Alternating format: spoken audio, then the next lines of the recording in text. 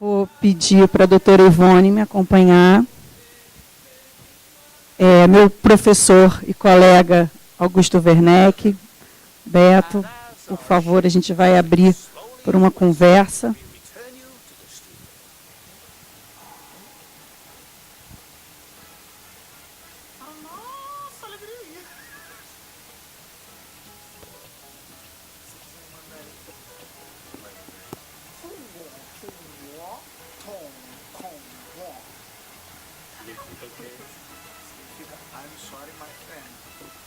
A gente tinha pedido para que as perguntas fossem conduzidas por inscrição. Foi?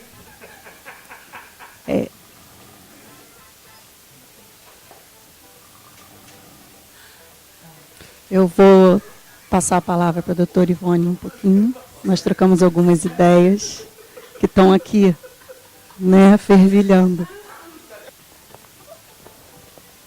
Bom dia a todos. Mais uma vez nesse espaço, muito obrigada pelo convite. Eu assisti à fita, ao documentário, e tenho uma péssima notícia para dar para vocês. Só mudou o endereço, mais nada, mais nada. Mudou o endereço e o tempo, né? Há uma diferença de tempo, mas na verdade é praticamente a nossa história. E se alguém estiver achando que não, apartheid nós temos até hoje. Basta passarmos pela linha vermelha ou pela linha amarela.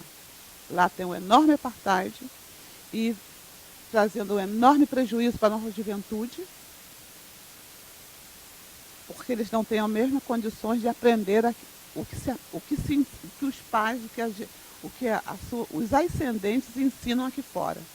Então, na verdade, eles já estão com uma outra cultura, uma outra visão, com um outro aprendizado.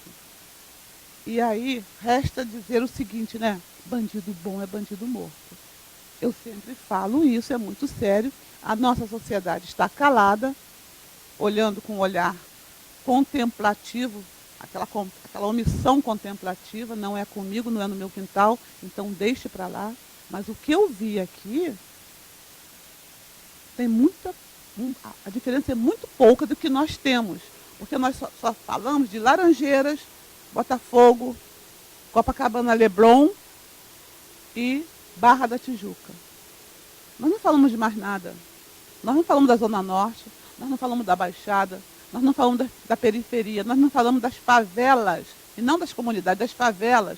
E, sobretudo, não falamos do apartheid existente no nosso país, no nosso estado, que dá para ver. É só esticar o pescocinho quando passar por aquelas grades para ver o que está lá dentro. Até as moradias são quase iguais. Então, a diferença é muito pouca. Me chamou a atenção, e eu não comentei isso com a senhora, não comentei.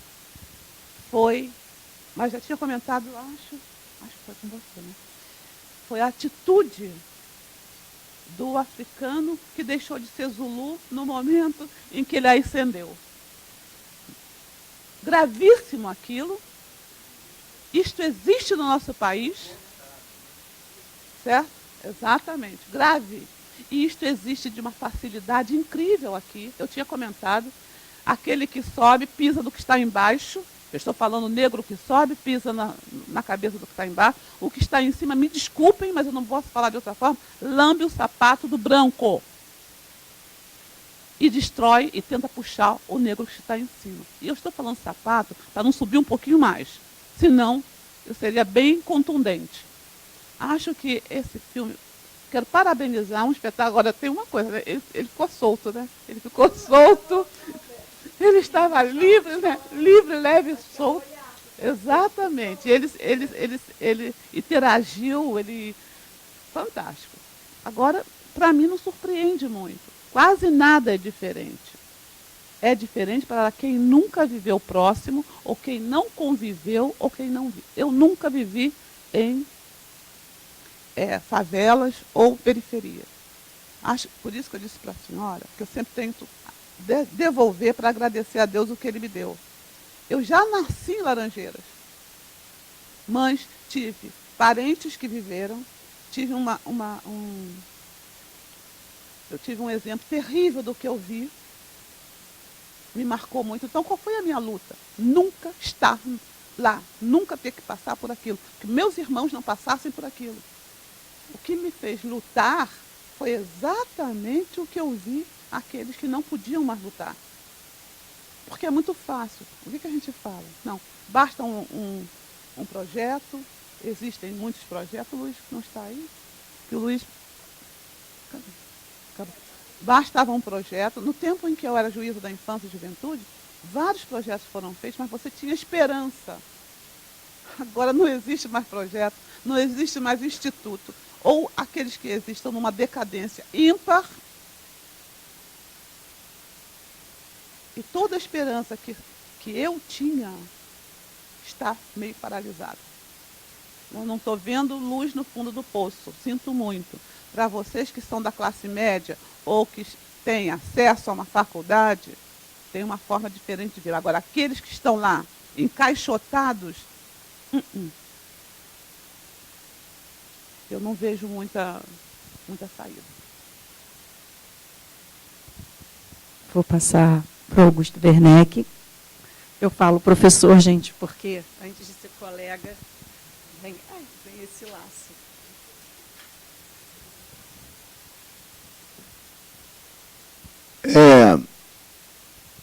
Bom dia, eu fico muito contente de estar aqui hoje, não só por estar, né, na presença excelente da nossa desembargadora, Maria Ivone, que é uma figura emblemática para o Poder Judiciário do Brasil, né? E de ver esse filme tão bonito, Beto. Você é um cineasta, você deixou de ser policial com esse filme, né?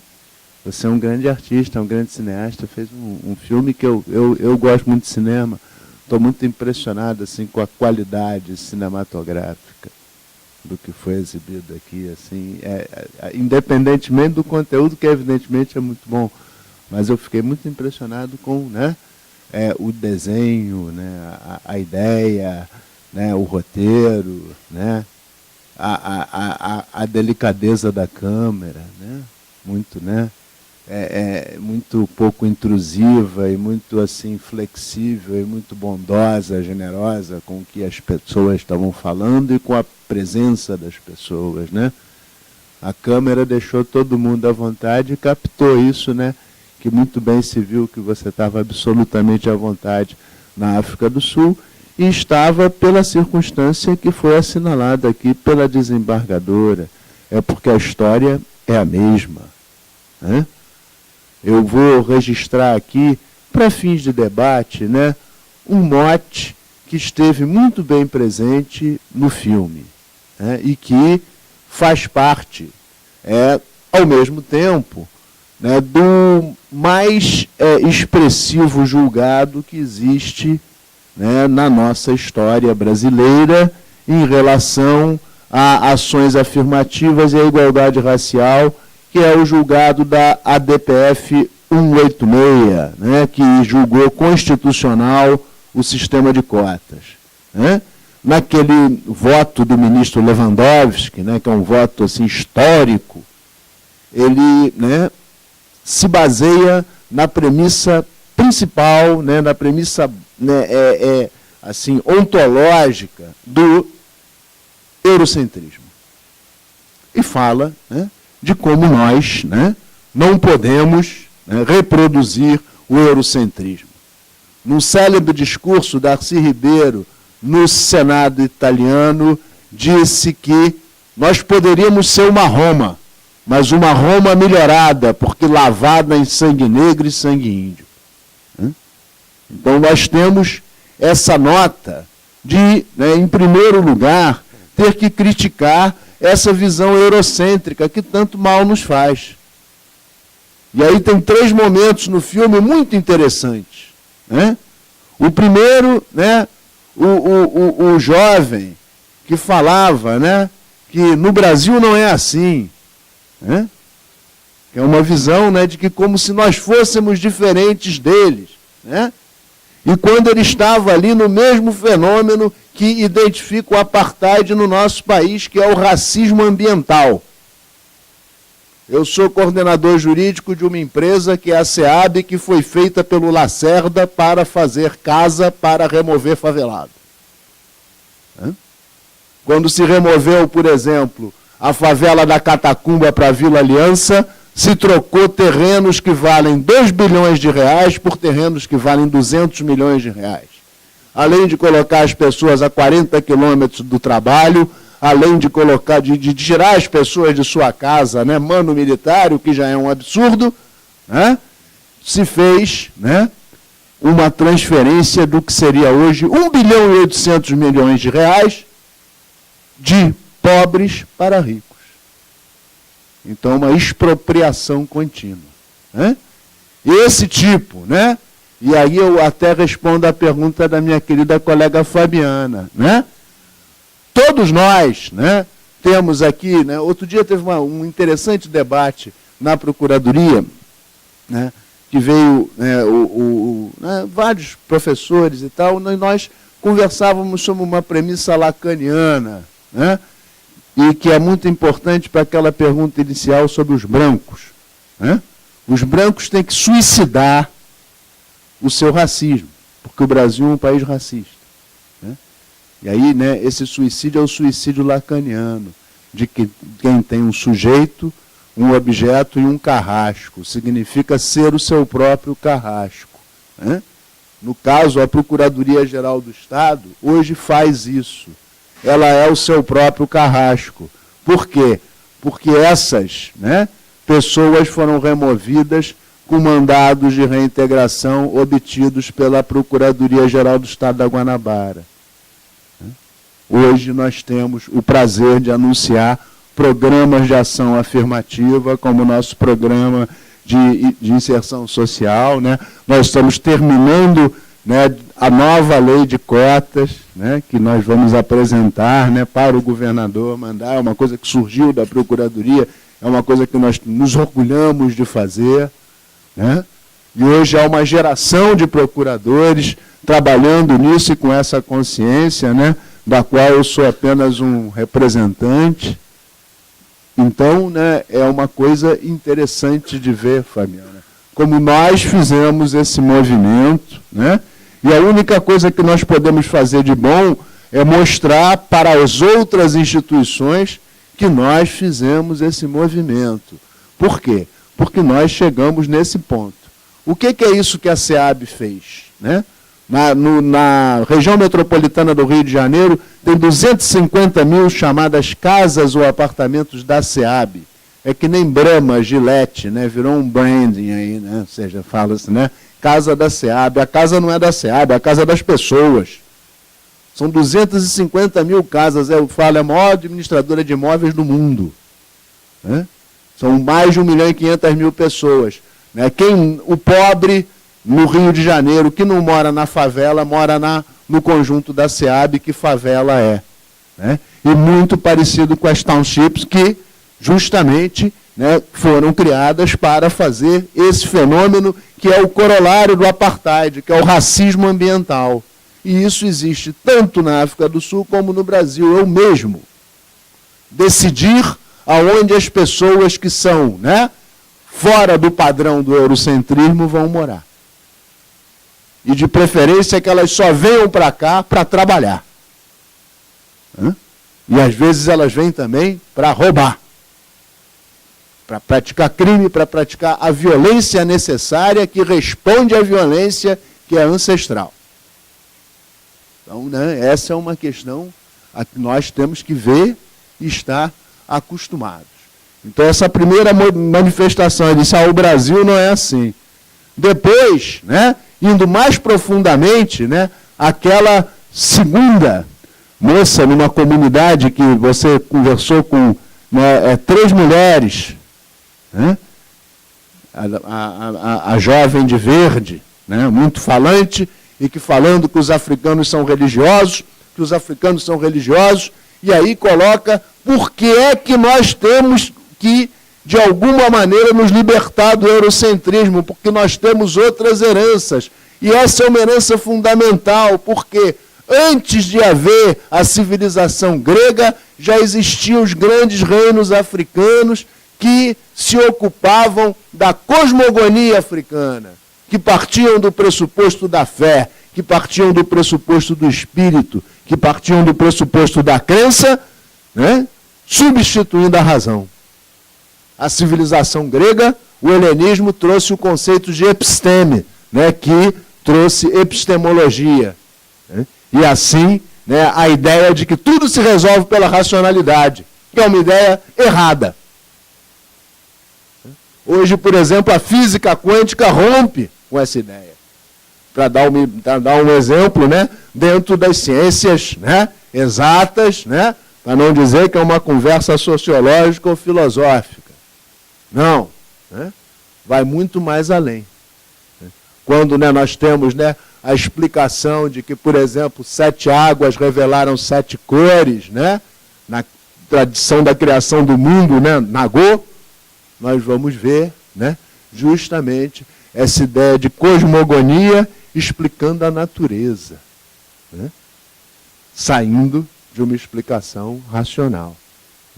E assim, né, eu vejo que o filme ilustrou muito bem essa ideia que está na origem do racismo, que é o eurocentrismo, né, em relação a todas essas outras visões de mundo. E por que isso? Porque o eurocentrismo, né, é que inventou o racismo. O racismo foi inventado na Europa. Existem, né, povos racistas na Europa, e existe um outro povo que é notadamente racista, que é o japonês, né, que também cultivou um determinado tipo de racismo. Aliás, o Japão é curioso, porque ele teve embora não tivesse contato, teve uma evolução muito parecida com a Europa, né? Fez revolução industrial no momento que a Europa estava fazendo, né? Tem um filme excelente do Scorsese, O Silêncio, né, que mostra a perplexidade da Companhia de Jesus chegando no Japão no século XVI e vendo que existia lá Estado-nação e religião oficial, e que queimavam igualzinho a Inquisição fazia. E a relação dos japoneses com os coreanos, com os chineses, né? As demonstrações de que o imperador é filho do sol, tudo isso, né? E o próprio Deus encarnado, né? Ou seja, usando a mesma ideia do direito natural de origem divina que vigia, né, nos países europeus. Tudo isso cria o quê? Cria o mito da raça superior. Eu estava dando esse exemplo, falei demais de Japão, mas essa é uma coisa que vicejou principalmente na Europa. Então, né, é curioso quando nós vemos lá o Zulu cooptado, né, vendo as vantagens do eurocentrismo. Né? As vantagens do eurocentrismo foi ter, né, ensinado o racismo, e esse racismo é tão profundo, né, e aí ele tem um comportamento brasileiro, né, que é, né, justamente desse negro que a desembargadora, né, muito bem falou, né, da sua existência, que é o indivíduo cooptado. No Brasil, né, talvez a diferença tenha sido essa. Né? Darcy Ribeiro, que eu já citei, dizia que o Brasil seria os Estados Unidos se o Sul tivesse ganhado a Guerra de Secessão. Né? Então, é uma frase terrível, mas é verdade, um pouco. Né? Por quê? Porque não foi necessária a Guerra de Secessão. Nós tivemos aqui, né, uma história que normalizou, Michel Foucault usa esse termo, né, para demonstrar o quê? A naturalização dessas questões na sociedade. Então, aquilo que gerou revolta em outros lugares, aquilo que fez correr sangue em outros lugares, aquilo que era peremptório, era categórico, era absolutamente demonstrado, no Brasil é sempre, né, de alguma maneira, dissimulado. Né? É o racismo como os olhos de Capitu, oblíquo e dissimulado. Né? Então essa, né, visão, eu vejo que ficou, percebi absolutamente e me encantei pela nossa película aqui justamente por causa disso, né?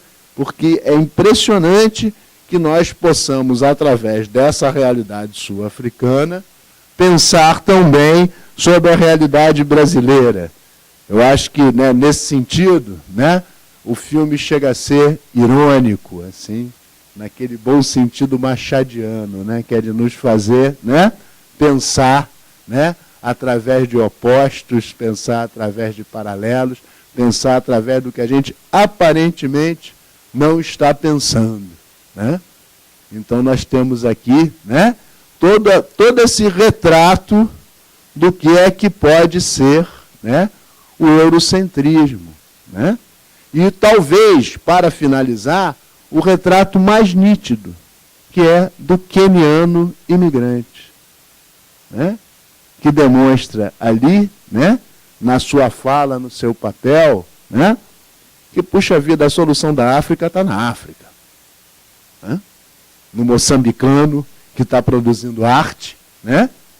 No Rasta, né, que incorporou, né, o jamaicano na África do Sul, e que existe essa possibilidade toda de ser negro.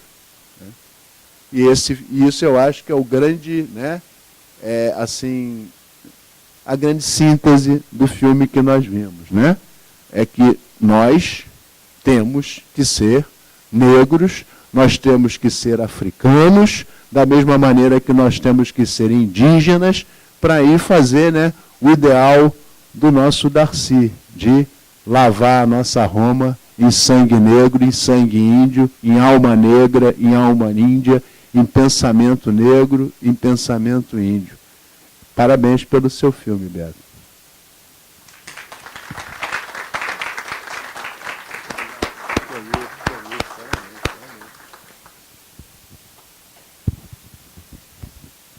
Eu vou passar o microfone para a Sabrina, que tem coordenado a parte de capacitação dos nossos servidores, e depois a gente encerra com a Estrela, tá? Bem, boa tarde. Quero dizer a vocês que eu fico extremamente feliz em ver um evento desse ocorrendo aqui dentro da casa, percebendo que a PGE está envolvida com as questões sociais, que não pode deixar passar isso em branco, ficarmos aqui encastelados dentro da PGE, sem fazer nada, sem falar.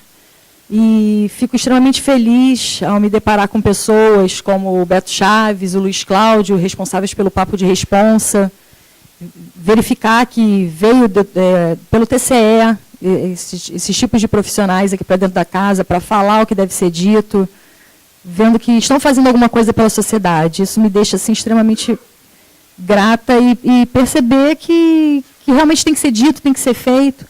E ter conhecido a doutora Ivone Caetano foi a cereja do bolo.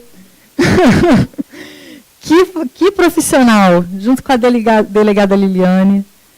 Gente, eu fiquei assim, encantada por vocês, de ver o trabalho que é feito, por poucas palavras. Depois eu fiquei assim, procurei Google, deixa eu ver quem é essa desembargadora, que tanto me encantou. E percebi que a doutora Ivone ela não está nessa vida a passeio, muito menos no serviço público. É uma desembargadora extremamente engajada, que está realmente envolvida nas causas sociais. E é isso que eu procuro aqui para dentro da casa da PGE, que tenha mais programas como o PAIS, do Sejur, e que venham outros, que venham um convênio com a polícia. A doutora Fabiana sabe que a gente já está buscando isso, né, junto com o Ricardo, lá da coordenadoria, a gente está procurando essas alianças. E vamos seguir em frente, fazer essa juventude, os adolescentes da FIA que tanto me orgulham aqui dentro dessa casa, que a gente sabe como é que esse programa começou há 7 anos atrás, né, Ricardo? Como eles eram e como estão hoje. Eu costumo até dizer que o que a gente fez aqui dentro da PGE foi aquele filme Ao Mestre com Carinho, de uns adolescentes que não estavam seguindo, não conseguiam ver a proposta, o que realmente o programa pedia, e hoje em dia, vendo vocês assim tão bonitos, tão educados, prontos para entrar no futuro bem próximo no mercado de trabalho, muito me orgulha. Tá? E estou vendo que o caminho é esse. Obrigada.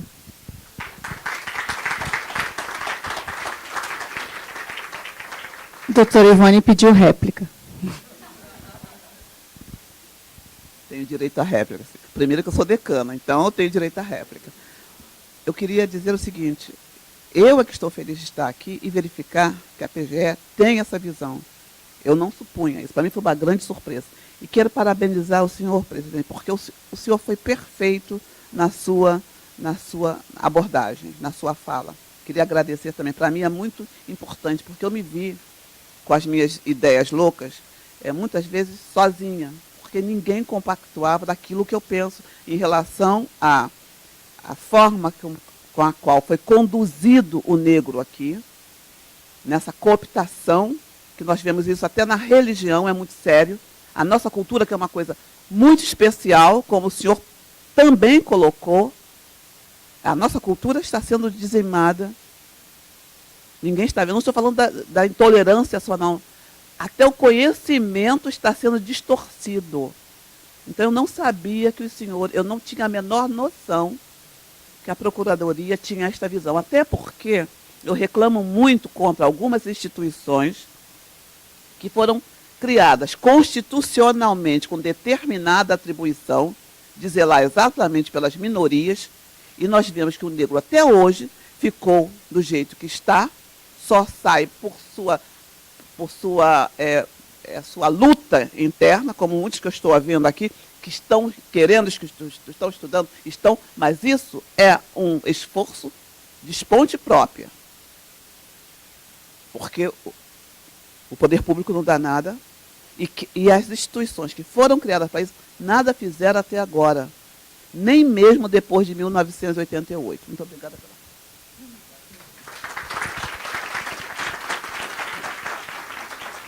Passar para o Beto. Responsa.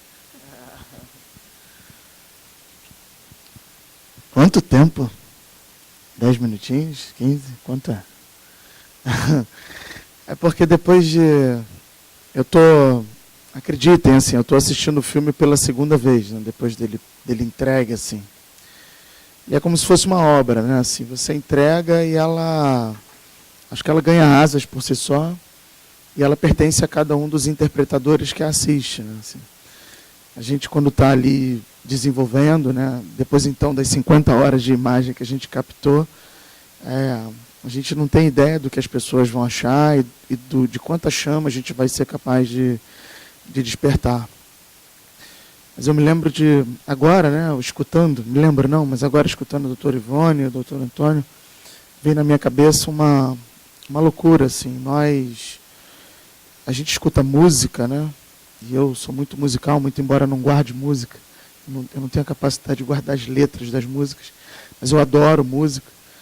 E estou escutando Chico Buarque no Meu Guri, e qualquer um que conhece a letra vai perceber uma poesia muito, muito importante no que o Chico construiu, mas, sobretudo, uma atualidade. O Meu Guri, ele é o mesmo guri de agora. A gente está nessa, assim. E a loucura, quando a gente escuta o Que País é Esse, do Renato Russo, ele é tão atual. Quando a gente escuta, não sei, o Comportamento Geral do Gonzaguinha, ou o Admirável Gado Novo do Zé Ramalho, isso é tão de agora. E a gente fica buscando uma resposta para essa atualidade na música, na genialidade desses cantores, desses compositores.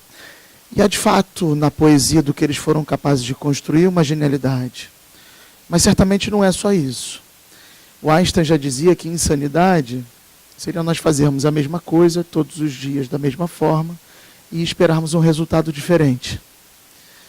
Será impossível a gente ter um resultado absolutamente diferente se a gente está fazendo exatamente a mesma coisa. E nessa lógica de desconstruirmos essa insanidade, a gente precisa, no mínimo, levantar a voz. Na minha segunda operação policial morreram 3 meninos. Eles eram negros, favelizados, baixíssima escolaridade, sem religião, família fragmentada, o verdadeiro estereótipo, modelo de quem está preso hoje no nosso país, ou de quem está vivendo na subhumanidade, ou no ambiente de indignidade que nós assistimos na maior parte das nossas comunidades. A verdade é que eu vi no rosto de alguns policiais um certo orgulho. E não havia orgulho no rosto de nós, policiais, porque nós estávamos orgulhosos de termos tirado a vida de alguém. É porque na cultura policial é imposto a muitos de nós a lógica do ethos do guerreiro. Nós fomos lá e cumprimos uma missão. E a missão está cumprida porque são menos 3 bandidos, são menos 3 fuzis, porque eles atiraram muito na gente, e nós repetirmos a mesma lógica de termos atirado neles, então a missão está cumprida. Eu vi no rosto de alguns outros policiais indiferença. E não era indiferença porque nós deixamos de amar. Nós continuamos amando. Era indiferença porque também nessa cultura policial o que é imposto a gente é, bom, esses não foram os primeiros, eles obviamente não serão os últimos, e que bom foram eles. Bom, depois dessa operação policial, inúmeras outras eu participei. E inúmeros outros 3 meninos morreram. Do meu concurso eu enterrei 10 policiais, que entraram comigo e com o Luiz, nós somos do mesmo concurso, há 15 anos atrás. E inúmeros outros policiais nós enterramos só nesse ano 50. Ano passado 134. E nós somos capazes de nos indignarmos. E a impressão que eu tenho é que nós nos conformamos. E a cada movimento que a gente faz de conformação, a gente perde a capacidade de se indignar, a gente perde a capacidade de achar estranho aquilo que está acontecendo ao nosso redor. E a verdade é que nós, policiais, nós não somos capitães do mato. Mas, por vezes, a aparência que dá é que nós agimos na mesma lógica dos capitães do mato e que nós continuamos correndo atrás dos meninos negros fujões nos nossos quilombos contemporâneos, que são as nossas favelas. Como se o problema estivesse nas nossas favelas. Está longe de estar nas nossas favelas. Está longe de estar nas nossas favelas. E eu gravei o Papo de Polícia, né? Na primeira temporada, gravei a partir do processo de pacificação do Complexo do Alemão. Eu participei das operações de pacificação do Complexo do Alemão. 10 dias depois eu estava morando no Alemão, gravando um programa que foi exibido no Multishow, chamado Papo de Polícia. Eu fiz a apresentação do programa. E ali o que eu pude ver, e obviamente era o que eu já sabia, uma riqueza sem tamanho. A verdade é essa. Um povo que corajosamente saía todos os dias para trabalhar com a sua marmita debaixo do braço, nesse tipo de transporte público que nós temos aqui. Mães absolutamente guerreiras, leoas, fazendo a história acontecer, para que seus filhos estivessem disputando um espaço como esse. Porque eu nem tenho certeza se os jovens da FIA que estão aqui têm a clareza do absoluto privilégio que é fazer, ser um jovem aprendiz, ou um estagiário, ou alguém num espaço como esse, que também é elitizado de muitas formas. Né? Que isso estava contido na fala da nossa desembargadora. E a loucura é, depois de ter viajado tanto, eu tive o privilégio de viajar muito, eu estar em Israel, entrar dentro do Museu do Holocausto, eu entrei no Museu do Holocausto, e lá você vê que até hoje os judeus israelenses, eles tentam identificar todos aqueles 5 milhões, mais de 5 milhões de homens e mulheres, crianças, enfim, que foram exterminados sob o regime nazista. E eles não tentam só identificar nominalmente, eles tentam achar um óculos, uma meia, um par de sapato, porque eles entenderam que é impossível que nós, humanos, sejamos capazes de colocarmos aqui em perspectiva o que significam mais de 5 milhões de pessoas exterminadas. Mas quando a gente coloca um óculos, um relógio, quem sabe um sapato, uma bolsa, você é capaz de humanizar aquela pessoa. Em Auschwitz, em Birkenau, nos campos de concentração e extermínio da Polônia, não foi diferente. É assim. O doutor Ivone Caetano, lá nos bastidores, falava, né, como é que a gente pode, de certa forma, reverenciar tanto a lógica do Holocausto e não reconhecer outros determinados holocaustos. E eu estava dando uma palestra na Universidade Hebraica, lá em Jerusalém, e eu usei várias vezes a palavra Holocausto para o que estava acontecendo aqui conosco. E eu fui bastante criticado pelos nossos doutores brasileiros que estavam lá também. E eles diziam o seguinte, não, essa é quase uma palavra sagrada para os judeus. Então o Holocausto é só deles, como se... não foram os judeus que me disseram isso, nem os israelenses. Foram os nossos doutores aqui das nossas universidades brasileiras que também estavam comigo lá, me criticando por eu utilizar uma palavra que era quase que simbolicamente divina para uma determinada circunstância.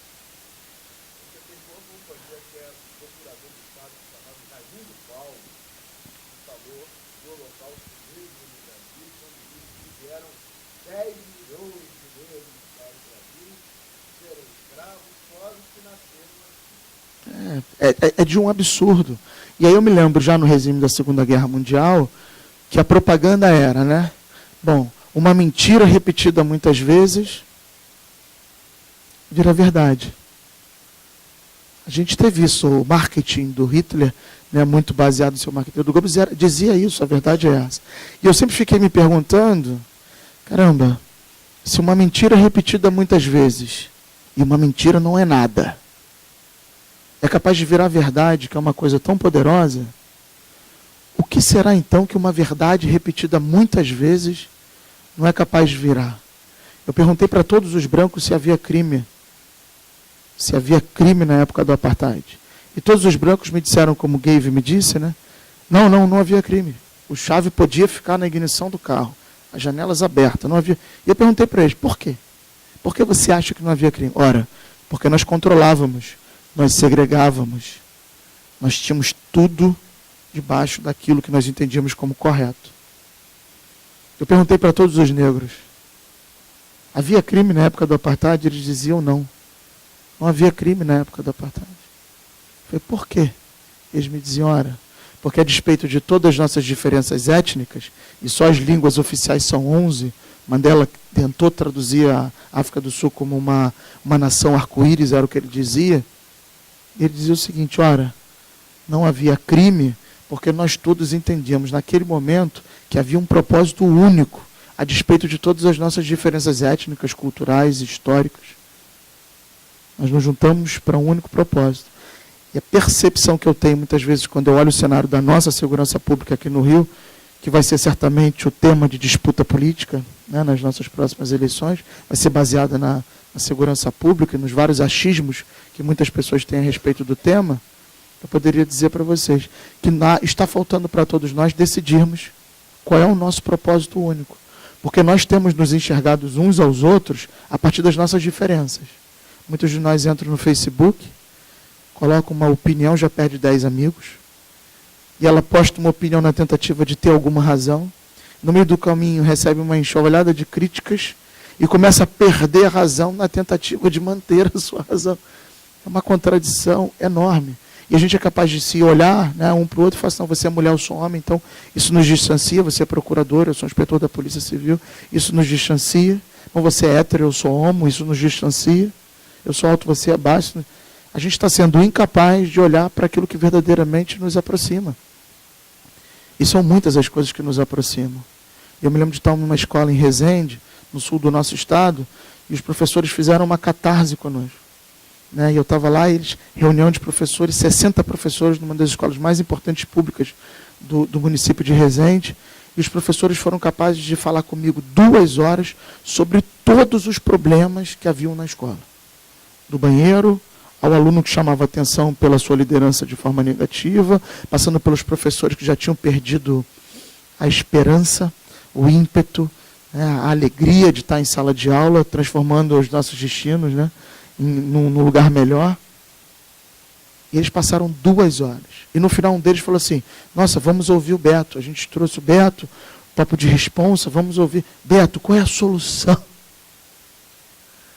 E eu olhei para aqueles professores, né, tão adoecidos, tão entristecidos, porque era isso que eu estava vendo ali.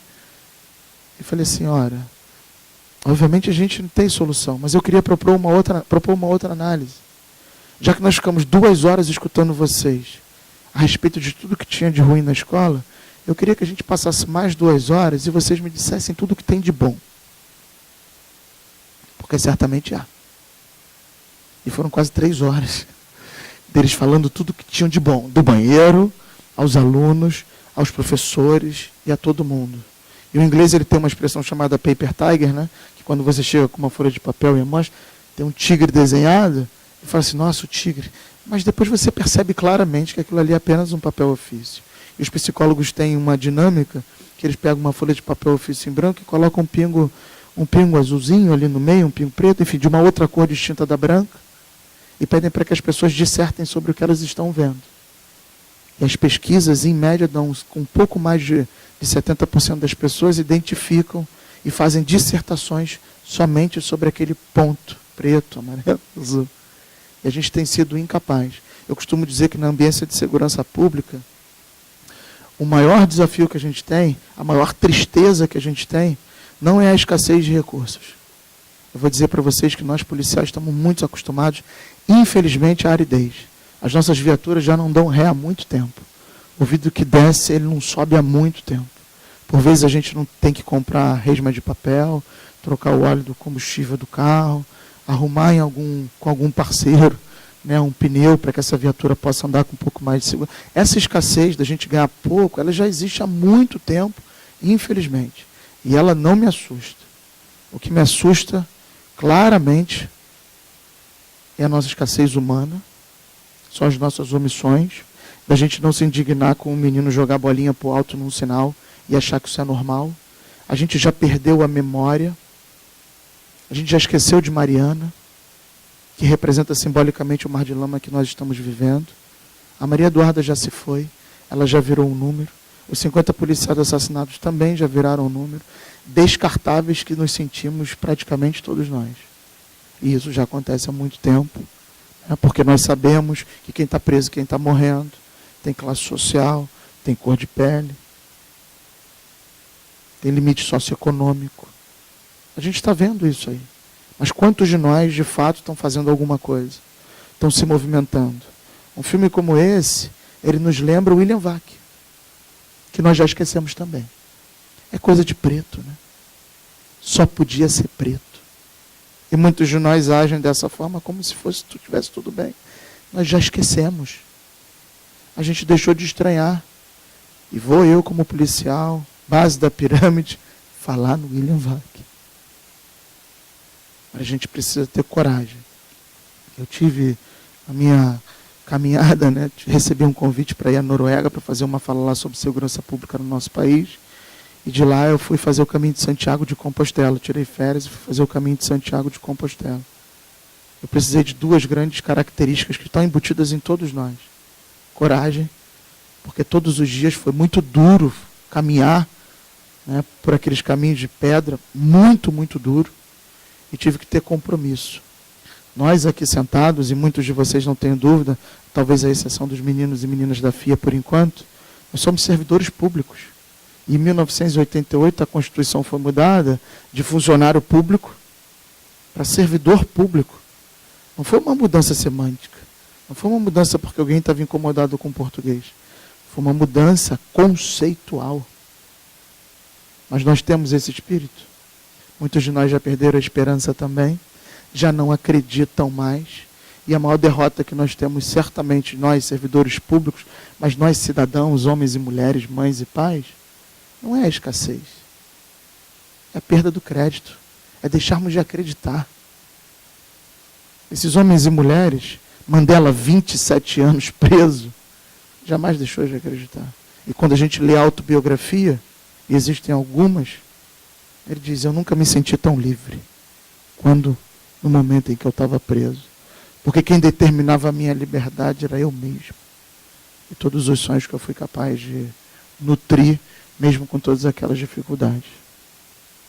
A maior derrota que a gente pode ter, ela não está nos muros visíveis que a gente vê. Ela não está nos muros visíveis. Ela está nos muros invisíveis que nós repetimos por vezes ou que nós criamos. E esses são os piores muros, porque os muros visíveis a gente é capaz de derrubar. O de Berlim, na década de 90, nós botamos abaixo. Que haja. Já é um outro contexto. Mas como símbolo serve para ilustrar um pensamento. Ao menos isso. Estive na Irlanda do Norte e fui apresentado ao Muro da Paz, que separa os católicos dos protestantes. E eu perguntei para eles, muro do quê? Bom, se há muros, nas nossas linhas amarelas e vermelhas não há muros visíveis e muros invisíveis, mas o que me assusta é a nossa incapacidade de dar a mão. O espírito de Ubuntu, nos ensinado pelos africanos, nós somos, eu só sou, porque nós somos. Já dizia um belo ditado africano, dizia, olha, para educar uma única criança, é preciso uma tribo inteira. Quer ir rápido, vá sozinho. Quer ir longe, dê as mãos. E aí, para passar a palavra, para encerrar, eu me lembro de estar com o meu filho Bruno, eu tenho 2 meninos, o Bruno tem 16 anos, o Pedrinho ainda não era nascido, E eu fui com o Bruno ao planetário. Bom, a loucura de ir ao planetário, naquele momento, para mim, era estacionar. Uma vaga muito difícil, o vigilante foi me ajudar. E aí, quando eu terminei de estacionar, eu fui agradecer ao vigilante. O Bruno era pequeno, olhou para mim, olhou para o vigilante, olhou para mim, olhou para o vigilante. Você conhece seu filho, né? Eu olhei para ele e falei, já vem besteira. E o Bruno olhou para o vigilante e falou assim, professor, meu pai é polícia. Ele falou isso. No nosso estado, no nosso país, dizer para qualquer pessoa que o seu pai é polícia talvez não seja tão seguro assim. E eu disse para o vigilante assim, esse menino é um brincalhão. Né? Peguei ele pela mãozinha e saí levando ele. O menino puxou a mãe, né? Meio maluquinho. Vamos embora, linguarudo. Pensei eu comigo, né, naquele momento. Né? Fui lá, vi os planetas. Plutão ainda era planeta. Foi rebaixado, né, logo depois. Morava em Niterói. Atravessei a ponte, parei no pedágio, dei o dinheiro. O Bruno nem esperou nada. O Bruno olhou para a moça do pedágio, pulou de trás do carro e falou, meu pai é polícia. A moça me olhou com aquele olho arregalado, eu peguei o troco, fui embora e fiquei imaginando a seguinte cena, né? O ladrão vindo me assaltar. E o Bruno desenrolando com o ladrão. Né? Ó. Vai se dar mal. Meu pai. Aí eu falei, bom, vou ter que conversar com o menino. O menino é inteligente, puxou a mãe. Né? Menino muito melhor do que eu, né? Porque ele puxou a mãe dele, que é extraordinário. E eu falei, vida, papai é polícia. Secreto. Não pode contar para ninguém. É, pai. Espião. Falei, é, vida. E o menino olha para você com o olho arregalado e fala assim, meu pai é meu herói. Então não tem jeito, tem que... Né, uma sensação divina. E eu falei, é, vida, papai é espião. Não é mais tropa de elite não, pai. Eu falei, não, vida, papai é espião, não pode contar para... E aí você olha para aquele cenário e fala assim, menino bom, né? Vou eu fazer aqueles passeios entristecedores de pais separados, vou ao shopping, então a gente vai no play game, no playland, no play tudo da vida. Né? E eu fui dar alguma autonomia para o menino, nós policiais ganhamos muito bem, eu larguei logo R$10 na mão do menino. Deve dar para o menino jogar umas 2 vezes, devia dar, nem sei. Né? E fiquei olhando ele de longe para dar uma certa autonomia para ele. E pensei, né? Falei, vou ver o que ele vai quebrar primeiro, vou olhar de longe. E daqui a pouco vem ele com o melhor amigo dele de mão dada. O melhor amigo dele daquele momento, claro. E ele deu a mão ao menino e veio trazendo, né? E eu olhei para o Bruno, policial só pensa bobagem, a gente está sempre pensando na frente, né? Essa é a nossa ideia. Eu falei, o Bruno já gastou os 10. Eu vou ter que dar mais 10 para ele. Ainda vou ter que dar mais 10 para o filho dos outros.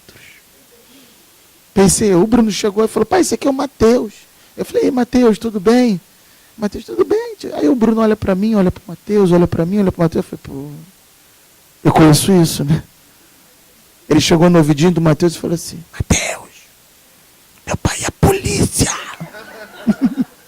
Secreto. Não pode contar para ninguém.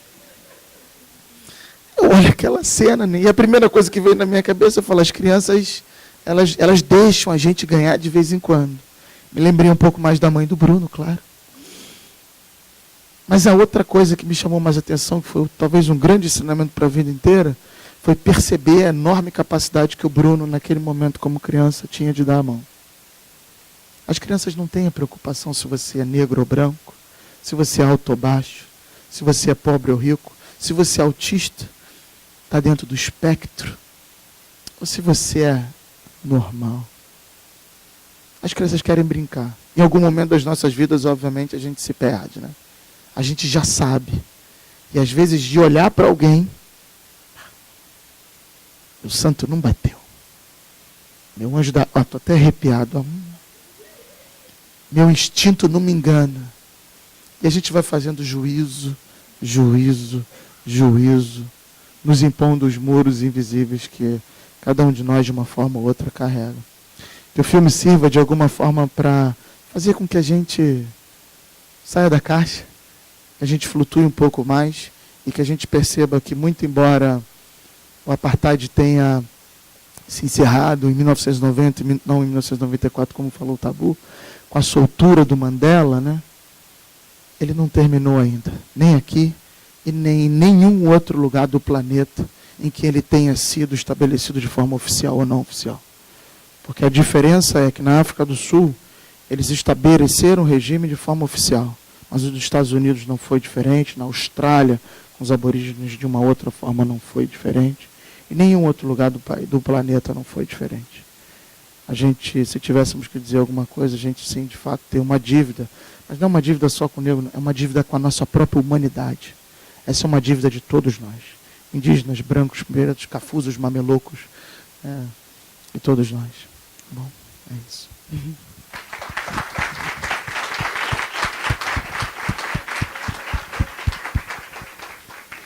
Só pegando o gancho do que você falou a respeito das crianças, há pouco tempo atrás, bombou na internet um memezinho, eram 2 amiguinhos, um negro, um branco, loirinho, e eles fizeram o mesmo corte, pediram o mesmo corte de cabelo para as mães, porque eles queriam enganar a professora, um se passar pelo outro.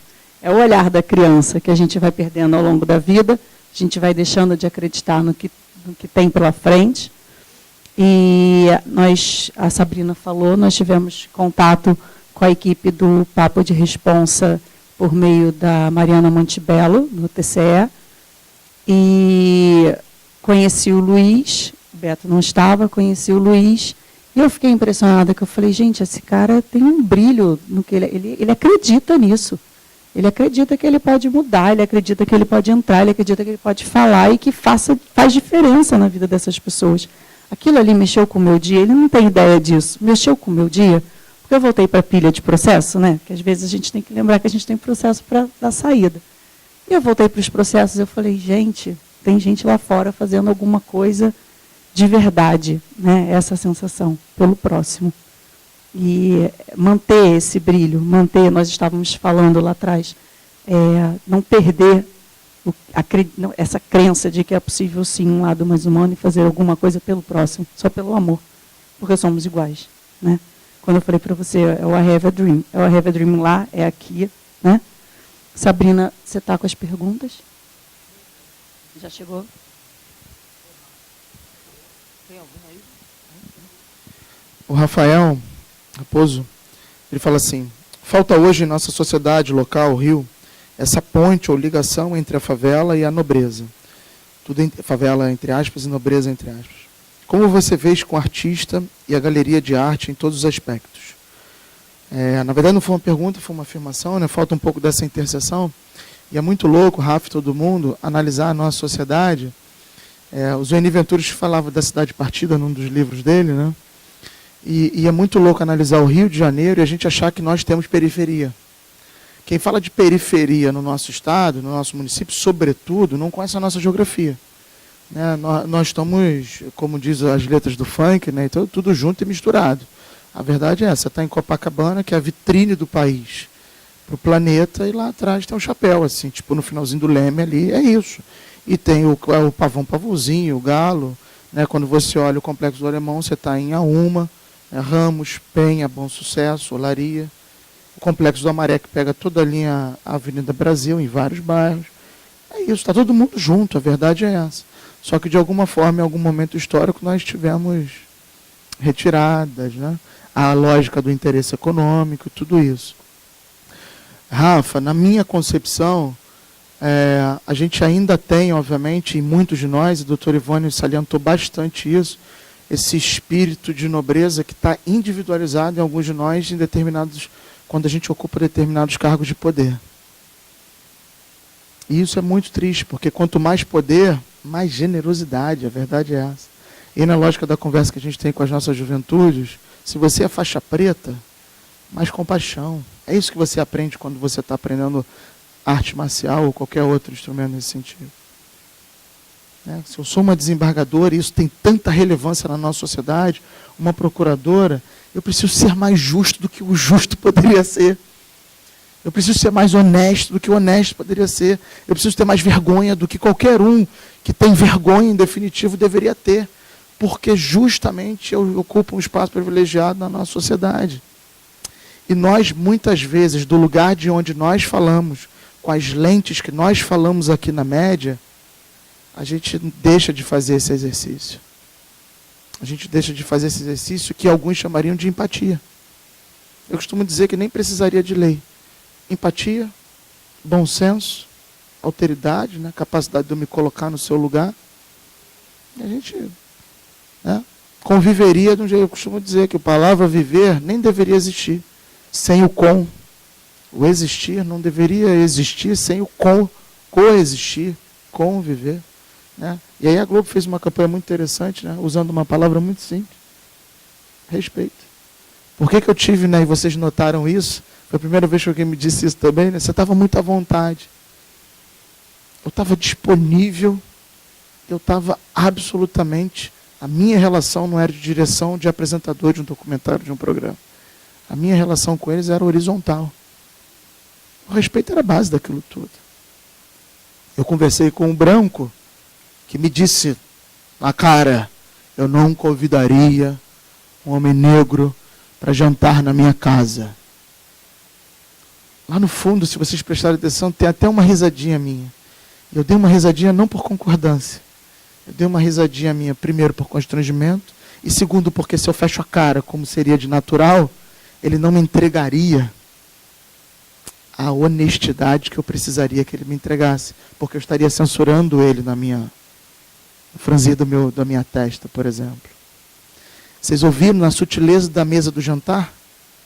Eles disseram: o pai do Gave? Não. Até mesmo o Gave diz para você não conhecer o pai dele. O Gave veio dessa origem. Ele estava repercutindo algo que veio de um outro lugar. E o Mandela, o arcebispo Desmond Tutu, ele já dizia: olha, ninguém nasce aprendendo a odiar. Na verdade, isso é um desenvolvimento que é imposto a nós. Ninguém nasce odiando. Ensina-se. E a gente tem usado duas palavras que são tão fundamentais para nós, amor e paz, como se elas não significassem nada, né? Essa que é a verdade. E também a gente deixa de perceber o processo. O Gave, esse mesmo Gave que aos olhos de muitos pode parecer hediondo, ele diz: mas os meus filhos hoje já se misturam. Há um processo acontecendo. E cabe a nós, sob a minha perspectiva, potencializarmos mais e mais, seja com ações afirmativas, seja sobre a nossa ação cotidiana, de um simples bom dia, e utilizando, por exemplo, o simples poder do elogio, com aquela mulher que provavelmente é da nossa periferia, que está varrendo, que está ajudando, auxiliando os nossos serviços gerais, e você olhar no olho dela e dizer: muito obrigado pelo que você faz todo dia. Todo dia a gente trabalha num ambiente tão limpo.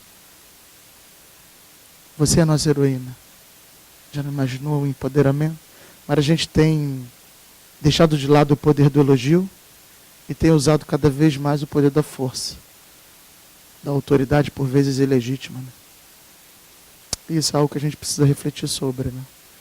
Rafa, minha intenção não era responder bem a tua pergunta, mas provocar mais ainda os pensamentos. Cadê o Rafa? Obrigado.